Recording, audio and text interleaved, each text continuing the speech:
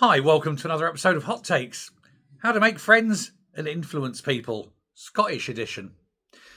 Anas Sarwar has a list. I don't know if it's in his little black book, but he's got a list. And he's threatening to publish it.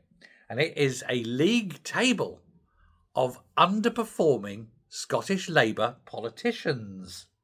All his little colleagues will now be looking at him and going, first of all, am I on the list? And secondly, whereabouts on the list? Is he signing his own death warrant? Is he signing off on a replacement? Will Jackie Baillie emerge triumphant and finally lead Scottish Labour that she's wanted to do for quite some time? I've got to be honest, I actually quite like Jackie Baillie. But for him to sit there and admit that he's got this thing and to threaten to publish it, I think that's fairly astonishing, isn't it? Naming names, shaming colleagues. Yes, okay, he needs to exercise a bit of authority.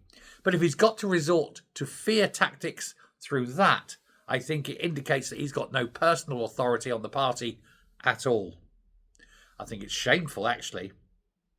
Thatcher never had to name and shame people. She had power, she had authority. And much as I loathe him for being a complete bastard and war criminal, Blair likewise. But if you have to go, if you don't do as I say, I'm going to let people know, I'm going to show this book, I'm going to show you the list.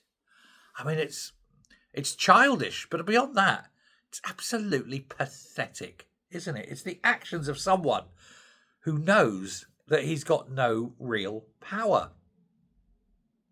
I don't know if the man's got any personal charm. He doesn't strike me as a charming man. He doesn't strike me as an evil man at all, don't get me wrong. He just strikes me as Mr. Bland, isn't he? He's that bloke who lived 3 doors down from you for 30 years and you still didn't know the surname. You know, it's one of those. But, of course, with, I suppose you could say, the tumbling of the ratings in polling, to be fair, a lot of it is because they're sort of getting tarred with the same brush because of what's going on in Westminster. But even so, they are still Labour. They are still socialist. People are fed up with lefty, wanky Marxism.